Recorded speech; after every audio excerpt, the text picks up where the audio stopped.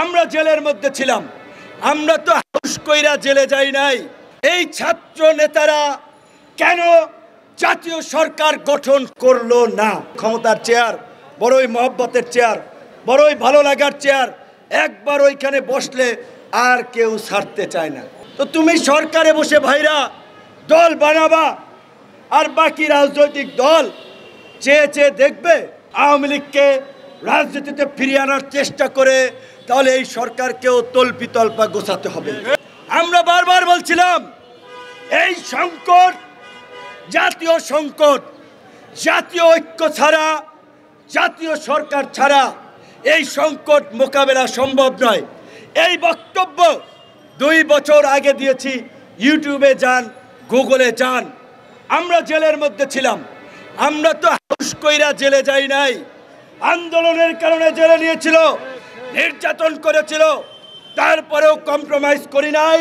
Prison van থেকেও জনগণকে উদ্বুদ্ধ করার জন্য, আন্দোলনে শরিক হওয়ার জন্য আহ্বান জানিয়েছি। আন্দোলনের এই ফ্যাসিবাদের পতনের পরে এই ছাত্র নেতারা কেন জাতীয় সরকার গঠন করলো না? তারা কেন শুধুমাত্র 2 জনের প্রতিনিধি, পরবর্তীতে আরেকজন ঢুকিয়েছে, আর বিভিন্ন দূতাবাসের প্রেসক্রিপশনে এই এনজিও মার্কা সরকার গঠন করেছে? এই জবাব এই ছাত্র নেতাদেরকে দিতে হবে। যদিও তারা এখন আর ছাত্র নেতা নাই, তারা এখন জাতীয় রাজনৈতিক দল এনসিপির নেতা হয়ে গিয়েছেন, নাপা নাগরিক পার্টি। কাজেই এই নাপার নেতাদেরকে দিতে হবে তারা কেন জাতীয় সরকার গঠন করেন নাই। আর আপনারা যদি বিপ্লবের প্রকৃত চেতনা ধারণ করেন, সরকারের থেকে সুবিধা এবং ভাওতাবাজি রাজনীতি না করে জনতার কাতারে এসে রাজপথ থেকে আপনারা আওয়ামী লীগ নিষিদ্ধের দাবিতে আন্দোলন করেন, আবার কাঁধে কাঁধ মিলিয়ে জুলাই গণ অভ্যুত্থানের মতো বাংলাদেশকে আওয়ামী মুক্ত করি। কিন্তু ক্ষমতার চেয়ার বড়ই মহব্বতের চেয়ার, বড়ই ভালো লাগার চেয়ার, একবার ওইখানে বসলে আর কেউ ছাড়তে চায় না। যেই লঙ্কায় যায় সেই রাবণ হয়। আপনারা দেখেছেন ছাত্র নেতৃবৃন্দের মধ্যে এখন নিয়োগ, তদবির, ঠিকাদারি, বিভিন্ন প্রতিষ্ঠানকে দেওয়া, এমনকি তারা এখন সরকারের যে স্থানীয় সরকার সেই প্রশাসনে নিজেদের লোককে বসিয়ে দল বানাতে চায়। তো তুমি সরকারে বসে ভাইরা দল বানাবা, আর বাকি রাজনৈতিক দল চেয়ে চেয়ে দেখবে তোমাদেরকে দল বানানোর জন্য সমস্ত রাজনৈতিক দল রাস্তায় নেমে আন্দোলন করেছিল। সময়ের 1 ফোর, অসময়ের 10 ফোর। একটা সময় আছে, অবশ্যই তরুণরা রাজনীতি করতে হবে, দল করা দরকার। অভ্যুত্থানের পরে আরও 2-4টা দল হওয়া দরকার। এক্স আর্মি অফিসার দল করেছে, করতেই পারে। ছাত্ররা একটা করেছে, আরও করুক।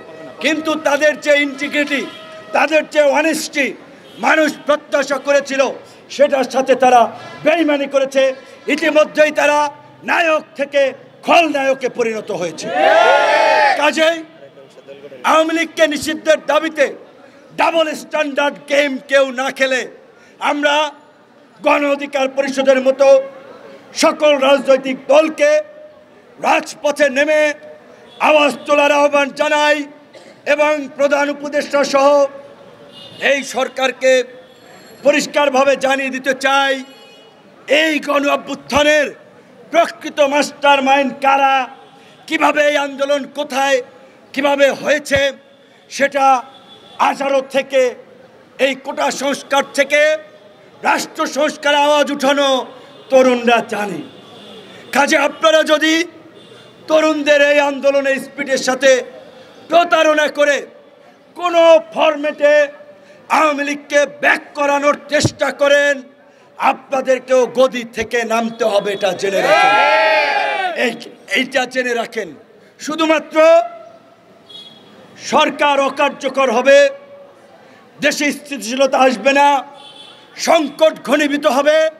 এই কারণে এতদিন কোনো ওইভাবে জোরালো কথা বলি নাই। সরকারের বিরুদ্ধে রাস্তায় নামি নাই, বরঞ্চ যারা আন্দোলন করছে মিডিয়ার ভাইরা সাক্ষী, তাদের আন্দোলন থামাতে তাদের সাথে সরকারের সমঝোতা করানোর জন্য কথা বলেছি, বুঝিয়েছি। কিন্তু সরকার আমাদের সেই দুর্বলতাকে কাজে লাগিয়ে তারা যদি বিদেশি প্রেসক্রিপশনে ভারতের সাথে সমঝোতা করে আওয়ামী লীগকে রাজনীতিতে ফিরিয়ে আনার চেষ্টা করে, তাহলে এই সরকারকেও তল্পিতল্পা গোছাতে হবে। সবাই ভালো থাকবেন।